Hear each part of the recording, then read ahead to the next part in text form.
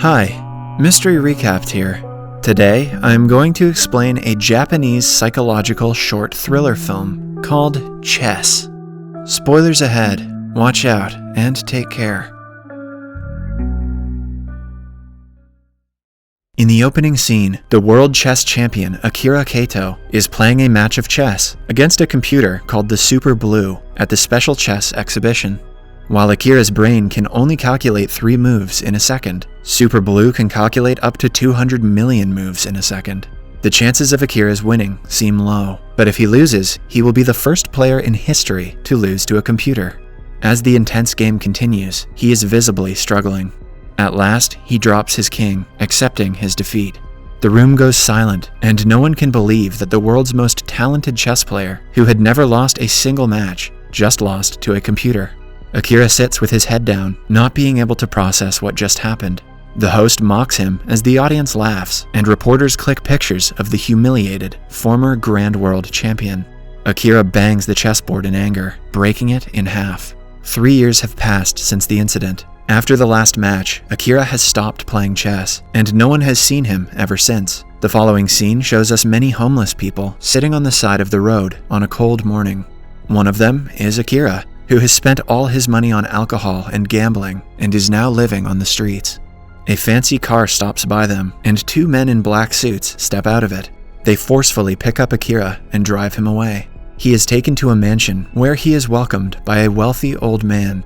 The man reveals that he knows who Akira is, which is surprising considering he has changed his name and identity entirely. When Akira inquires about who he is, the man says it isn't important. He simply wants to play a game of chess with Akira. He reveals a chessboard on the table, which makes Akira almost puke. He composes himself and makes an excuse, but the truth is that the thought of chess makes him sick at this point in his life. He turns away from the chessboard, not being able to look at it. Akira is the sorest loser in history. The old man says he lost a lot of money betting on Akira's last match. Since Akira doesn't have even a single penny, the man wants him to play a game to compensate for his loss. Akira is unsure about the man's actual intention, but he knows he doesn't want to do any business with him. To get out of the situation, he bluntly tells the man that he doesn't play chess anymore. Moreover, he doesn't want to be a millionaire's plaything. The man picks up the king on Akira's side and says that he has lost without even playing. This reminds Akira of his last defeat, which makes him furious. He stops the man and asks him to move his pawn instead. Satisfied that he has finally persuaded Akira, the old man plays his move. However, Akira refuses to turn towards the chessboard or touch the pieces. Without even looking, he tells the man to move all of his pieces, confident that he will win the game anyway. We notice that the old man is wearing an earpiece and talking to someone while playing. Akira walks to the window where he sees a group of men downstairs wearing white and black clothes and facing each other. The pattern they are standing in is exactly the same as the pattern on the chessboard right now. As the old man kills one of the pawns in the game, the man who is in the pawn's place is stabbed and killed. Akira freezes in shock at what he has just witnessed. He asks the man if this is some kind of joke. The man says that the pawns are mere soldiers, so he shouldn't be sad about one's death. Akira runs downstairs to check the dead person for himself and finds him on the ground while the other players stand still in their places. He takes the knife out of the man's body and sees that he is still alive. Even on the verge of death, the man smiles and asks Akira what his next move is. After the man takes his last breath, the players around him walk away, leaving Akira with a knife and a dead body in the middle of the street. A woman sees him in the position and assumes that he killed the person. Akira freaks out and retreats, stating that it wasn't him. In the following scene, he is at his former doctor, Saiichi Tomoda's office. The doctor is surprised to see him after so many years. He and Akira's wife, Kumi Kato, have been looking for Akira for the past 3 years. A flashback from 3 years ago shows us that after losing the game with Super Blue, Akira had lost the will to live. He used to get nightmares of chess pieces trying to kill him. The nightmares turned into hallucinations, which made his health even worse. He had always compared his life to a game of chess, and his wife was the queen. So, when he lost the match, he left his queen, believing he didn't deserve her anymore. Akira tells the doctor about the incident earlier and says he might be in need of a psychiatrist. The doctor assumes he dreamt of the guy being killed, but Akira insists what he saw was in fact real. The doctor asks him to go home and rest because his mind is still fragile. Following that, a printer at the doctor's cabin prints out a paper on its own. The paper says, "What is your next move?"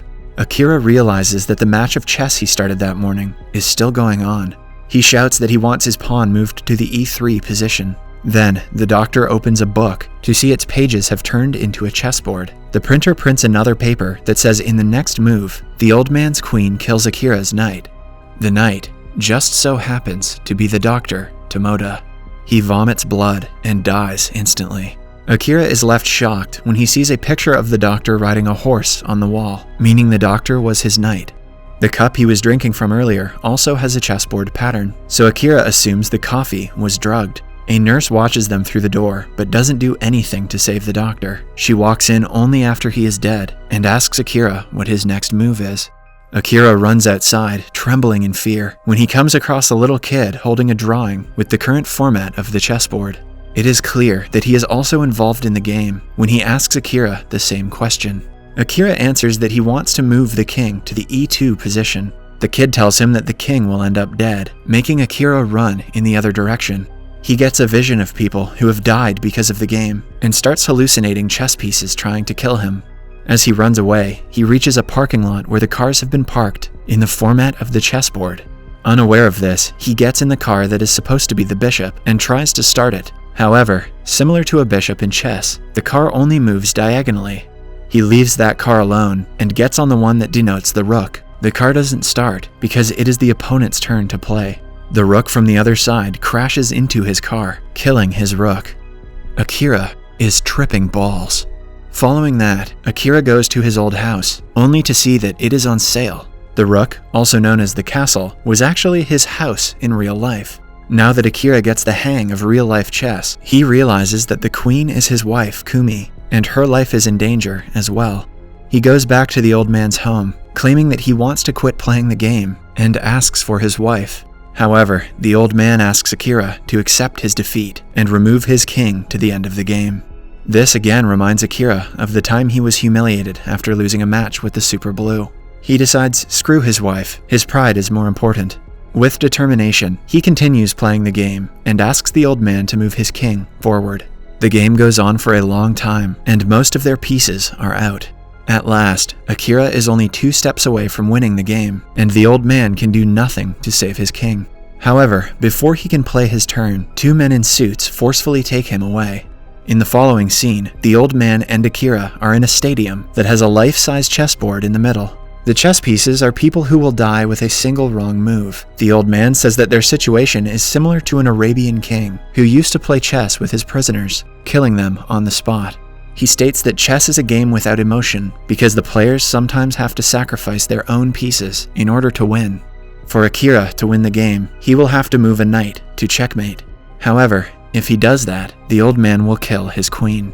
Akira turns around to see that the queen is actually his wife, Kumi, who has been tied up and is held at knife point. With tears in her eyes, she shakes her head, asking Akira to save her. Now, Akira can either win the game or lose his wife forever. He tries to move from his box to stop the man, but a sniper rifle fires close to his legs as a warning that moving will get him killed. The old man asks him for the last time if he wants to sacrifice the queen or accept his defeat. He also adds that a real champion would think logically and do what is needed to win the game. But Akira tells him to save the queen without hesitation. His wife is more important to him than winning a match. Everyone is shocked at his decision. He moves in front of her and spreads his hands, accepting his defeat. The opposing knight walks towards him with a knife and stabs him. At last, Akira falls to the ground. However, after his death, the old man smiles and claps for him in appreciation. Just then, Kumi's hands are untied. She smiles while looking at her husband's body, clearly delighted with what just happened. More surprisingly, the man who died in the first round, Dr. Tomoda, the nurse, and everyone else that Akira met during the game, arrives at the arena while clapping for him. Then, Akira gets up from the floor, confused as to why he isn't feeling any pain. It turns out that the knife he was stabbed with was fake. It is then revealed that the game was a trick to get Akira out of his depressive episode and make him play chess again. He has been in a worse mental condition since losing the last match with Super Blue. So, to help him get better, this crowd of people traumatized him for life. The doctor with Kumi and the old man orchestrated the entire game as a part of shock therapy. The old man is actually the inventor of Super Blue. He wasn't happy that his creation had made a great chess player like Akira stop playing. So to make up for his mistake, he organized and funded the game. This entire time, Akira was playing with Super Blue, who had been passing answers to the old man through his earpiece. The man reveals that the computer couldn't comprehend Akira's self-sacrificing move, because of which it has malfunctioned, meaning that he has finally won a game against the Super Blue. The movie ends as Akira and his wife hug, while everyone else claps for them. Subscribe for more videos like this, turn on notifications, and leave a like to help the channel out. Thank you for watching.